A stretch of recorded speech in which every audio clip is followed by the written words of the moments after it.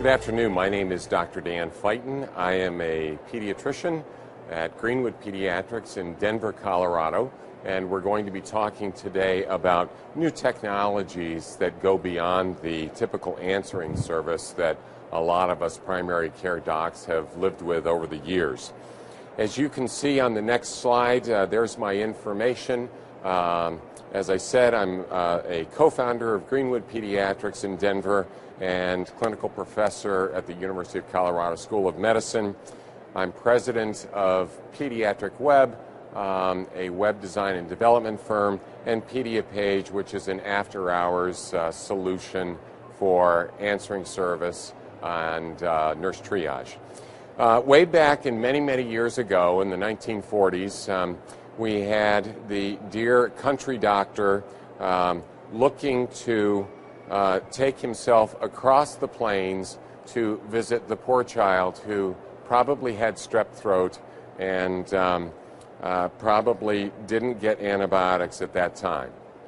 A decade later, there is Operator Rita, if you look on the next slide, and you'll see that she is conscientiously trying to remember what she is supposed to do for Dr. Jones. And of course, Marcus Welby on the next slide. Marcus Welby, always there answering the phone. He always seemed to have that friendly voice and friendly advice, always willing to talk with that worried mother. In the 1990s, we found that there were legacy systems that were built basically on Word documents. You get in and it becomes an opportunity for the agent to type in some information. But unfortunately, what happened was that the agent had to go back and look at your written instructions to try and figure out what they're supposed to do. Let's see, it's 5 p.m. I'm supposed to take the call and send it to, who's on call? And how do you pronounce that doctor's last name? Let me look over here. Okay, and all right, let me get the phone number. I will page that out to the doctor, and oh shoot, I dialed it out to the wrong number. So lots and lots of errors with live agents. Over time, things have been changing, and particularly in the last 5 to 7 years, we've seen some revolutionary changes in the hardware. Now, a lot of us don't use pagers anymore. We use cell phones, and more than 50% of us doctors use smartphones, and of course now we're all moving to tablets. The delivery of the message has changed dramatically over the last 5 years also. Instead of just sending out via a particular protocol for paging, they then were sending it out via email to our cell phones, and then this thing called SMS, which is basically texting. And now we're seeing people starting to iChat, and of course pretty soon we'll have Skype, and we'll be talking to the patient and looking at the child and making decisions over the phone.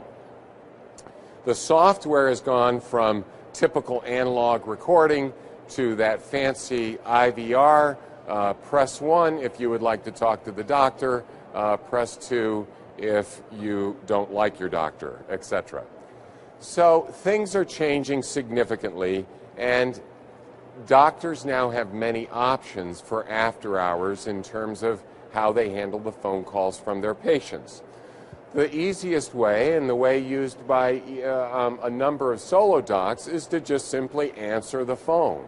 So they carry their cell phones around with them, and the phone is forwarded to the doctor's cell phone, and the doctor just simply picks it up, not really knowing who it is, but just answering and going from there. Some providers now don't answer the phone, but they have a mid-level provider or a nurse who they hire in the evening time to answer those phone calls. Live voice agents have been the way that things have happened over the last 40, 50 years for answering services. And as I said, they deliver it to the pager, to the cell phone, and now to the tablets.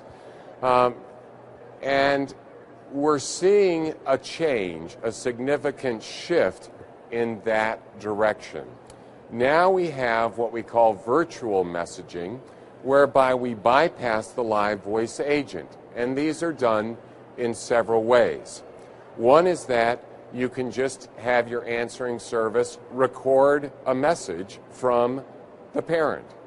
And then she will press send, and it delivers a WAV file to your cell phone, or it sends a message to your cell phone, and you hit the link, it takes you back to a server, and you listen to the WAV file there. In pediatrics, I'm finding that that's not a very preferred method because it takes a lot longer to listen to some of those messages. You also can have parents page you directly via the web or through their cell phone.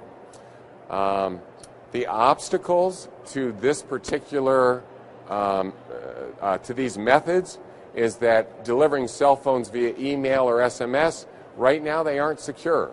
There are ways to make it secure, but it costs about $10 a month. We've, interestingly, found a significant resistance from physicians to pay that extra money just to have their phone calls be secure. But that is certainly coming down the road, and it's something that we need to be aware of and that will be required to do. So, the latest software for after hours, for answering services, has really been developed over the last 4 to 5 years. And that software involves proprietary complex algorithms that allow you to enter the information ahead of time. Operator Rita is no longer looking at notes or Word documents or anything like that. And before you join the answering service, you're putting in what your preferences are for the notification. At 5 p.m., I want the call to go to my nurse. And at 6:30 p.m., I want it to come to my cell phone. And then at 9:30 or 10 p.m., I want to be called on my home line so I can pick it up while I'm in bed fast asleep. Or I want it faxed to my office. Or I want all of my newborn information faxed to my home fax in the morning so I can take my hospital list or my newborn list with me as I go round at the hospital. I can determine whether or not I want the call to be directed in a specific way depending on whether or not it comes from a parent, or it's a call about a newborn, or it's a call about a specialist. Maybe I don't want to get all of my newborns on my cell phone throughout the evening or at 2 o'clock in the morning. Maybe I just want them held until I get up in the morning, and then it's all delivered to my cell phone or my pager, or perhaps it's delivered to my fax machine, as I said, or my computer if I want.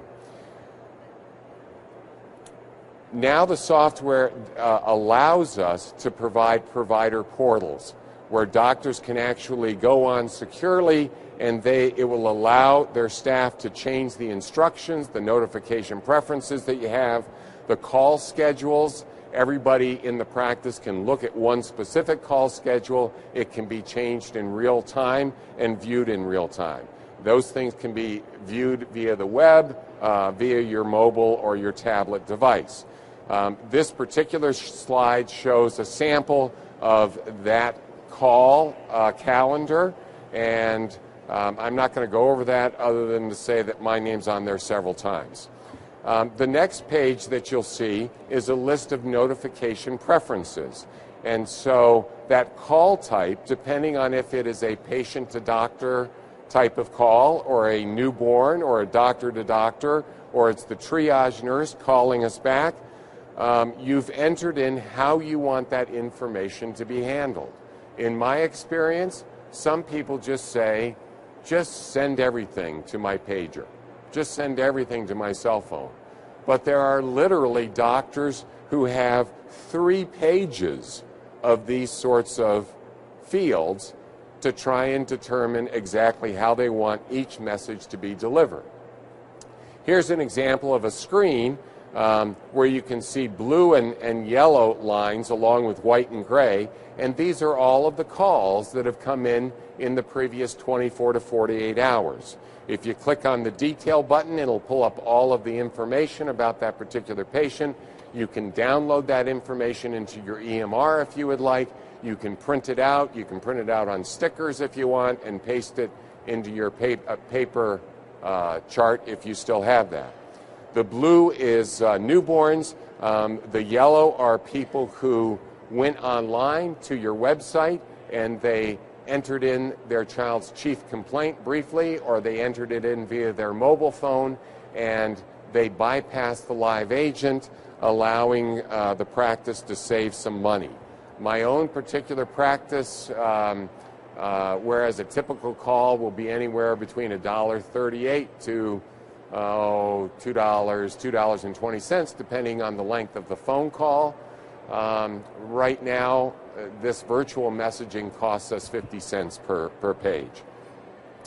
The other thing I want to mention here is that we need to be ready for mobile technology.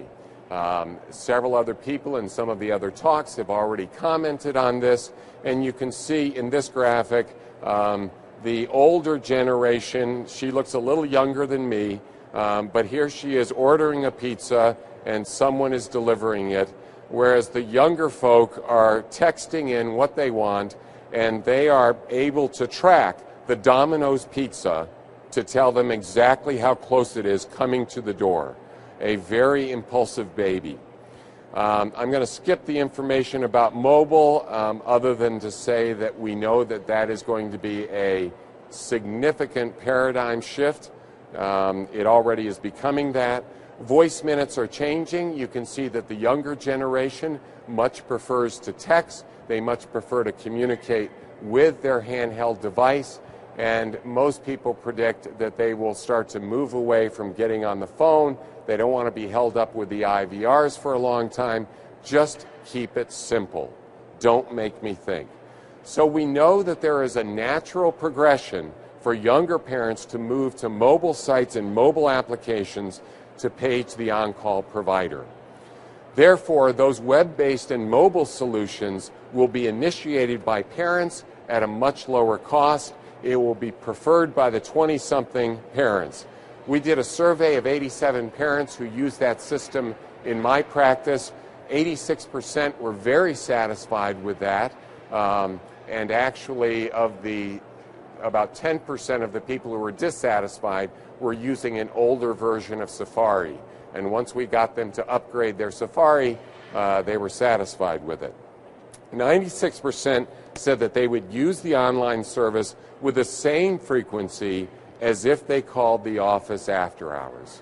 So in other words, it's not going to increase your number of phone calls. People don't want to bother the doctor after hours. They only want to contact you if they absolutely have to. And we have not, in my practice, seen an increased use from people who are using the virtual messaging versus going to a live agent. I want to comment for a second about what this new technology, what this new software is going to do. For nurse triage call centers, most of them still receive messages from an answering service by fax. That's because that software is done on basically a Word document. That's not going to work anymore, and so software that has been developed, as I said, for virtual messaging will allow the nurse triage systems to develop secure interfaces such that the call comes up immediately on their nurse triage software. And this is already being done at Children's Hospital in Colorado for the last 3 or 4 years. The nurses love it. They wish that every answering service had this type of software. And it is about to be instituted in Rainbow Babies and Children's. And pretty soon it will be integrated with several EHRs so that that information is downloaded overnight so that you can look and see when Mrs. Jones called in what the complaints were, etc., because you saw her the day before and you noticed that she called that night and you know how the child is doing. One other way that we can decrease our after-hours costs are to look at web tools and mobile tools, and I talked about this previously in another talk. We took, of the 200 websites on Pediatric Web, 2,000 parents took a survey using Bart Schmidt's content, Is Your Child Sick? 61% said that it saved a phone call to the office. 93% said, I don't want you to give me a link out to another website. Don't send me to WebMD or AAP or any of those. I want you to have your own medical home, put it on your own website.